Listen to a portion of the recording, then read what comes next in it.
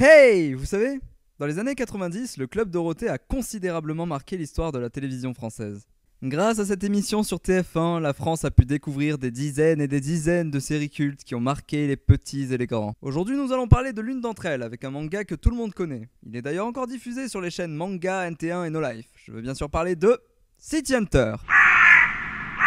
Je crois que personne ne connaît ta série une nouvelle fois. Mais si, enfin, Nicky Larson. Ce dessin animé fut l'un des premiers à traiter de crime et de vengeance, mais aussi d'érotisme. Quoi ? Eh oui les amis, c'est normal que vous ne vous souvenez de rien. Le dessin animé fut l'objet de nombreuses censures. Il y en avait principalement 3 sortes. La première était liée à la violence. Tuer ou blesser gravement dans un dessin animé pour enfants, c'était limite. De nombreuses scènes furent donc sauvagement coupées. La deuxième concerne la drogue et l'alcool. Et oui, le héros affronte quand même des mafieux de la pire espèce. Et enfin, le troisième concerne le fait que notre héros est un gros obsédé, qui essaie toujours de, je cite, tirer son coup avec les clientes. C'est là qu'apparaît le fameux Mokori. Oui, c'est ça le Mokori. Je déconne pas, son engin apparaît près d'une fois sur 10 dans le manga. C'est bizarre, mais tout à coup je comprends pourquoi Nicky Larson est un nom également porté par l'un des directeurs de Playboy. Surtout si la fille est mignonne, Nicky Larson ne craint personne. Mais personnellement, je ne blâme pas trop la censure. Vous imaginez vraiment de nos jours un dessin animé où apparaîtrait ça et ça à chaque épisode? D'ailleurs, en parlant de censure, le doublage français y est en grande partie responsable. Il est également resté dans les mémoires grâce au regretté Maurice Sarfati. C'est lui qui prêta sa voix au méchant du dessin animé, donnant une interprétation loufoque et inoubliable. Rappelons qu'à la base, la série est une œuvre sombre destinée aux adultes. Pour l'adapter au jeune public, Sarfati demanda à réadapter avec l'accord de TF1 les dialogues. La bière devint alors du jus de pomme, les hôtels de passe des restaurants végétariens et le meurtre et les blessures devenaient des bobos. Quand on se frotte au dur, ma chérie, on se fait de gros bobos. Mais ça s'est blablaté les amis, et plongeons-nous directement dans le sujet. City Hunter est un shonen écrit et dessiné par Tsukasa Ojo. Il a été prépublié entre 1985 et 1991 dans le magazine Weekly Shonen Jump.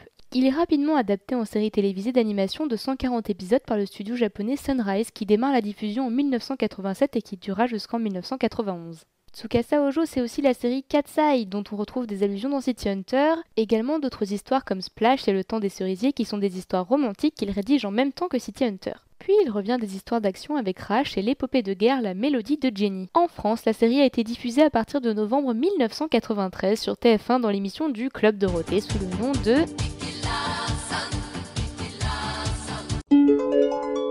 Monogatari.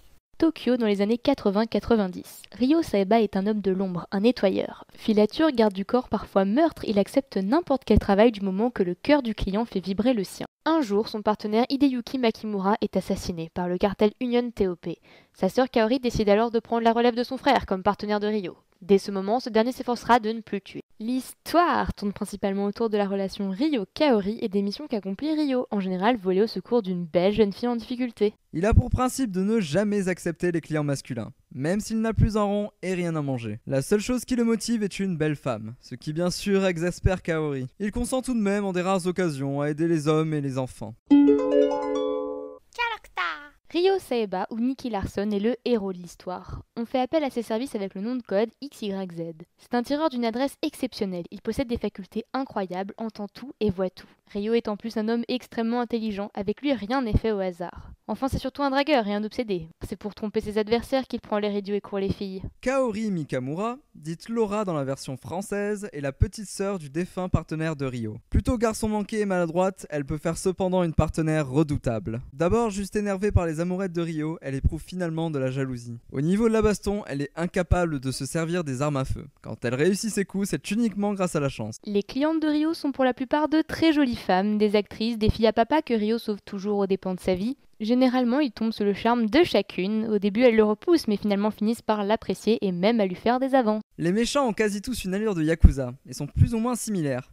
Dans l'adaptation française, ils sont souvent affublés de prénoms désuets et de surnoms ridicules. Ah ça Robert, qu'est-ce que tu fais? Tu es fou? Ils sont pour la majorité vraiment bêtes et ont une peur bleue de Ryo. Falcon ou Mammouth dans la version française est à la fois un rival et un très bon ami de Ryo. Tout comme lui, c'est un tireur d'une adresse exceptionnelle et il possède une force surhumaine. Mais il a un gros point faible, les chats. Oh non! Oh pas le chat. Oh, pas le chat. Oh non, pas le chat. Oh non. Pas le chat. Falcon est un peu le contraire de Rio. Il est timide avec les femmes, c'est une âme sensible dans un corps de brute. En France, le manga a d'abord été publié dans les éditions J'ai lu en 36 tomes. C'était pas beau à voir, une traduction douteuse, une mauvaise mise en page avec des textes débordant des bulles et même des inversions de dialogue, et en plus c'est imprimé sur du papier de mauvaise qualité. Pourtant, c'est resté la seule disponible pendant très longtemps. Ce mauvais travail finit par agacer Tsukasa, qui bloque les droits de ses livres à l'étranger et exige un seul éditeur sérieux par pays. Ce sont les éditions Panini qui finissent par rééditer City Hunter de 2005 à 2010. Le manga a été adapté en film avec Jackie Chan, où Nikki passe pour un bouffon. Kaori, où Laura est remplacée par Sonia, et par moments, le son est vraiment douteux. Néanmoins très axé sur le comique de Larson, il a eu le mérite de faire rire la majorité des gens. Il a aussi été adapté en drama coréen qui a pas grand chose à voir avec le manga d'origine. Le héros ressemble pas à Ryu, l'action n'a pas lieu au Japon ni à la même époque, Ryu n'est plus un pervers comique, bla bla bla. Mais ça reste très bien réalisé et avec de bons acteurs. On espère vous avoir donné envie de découvrir ou redécouvrir City Hunter, puis on se retrouve bientôt pour un prochain Pati Pati. D'ici là, portez-vous bien!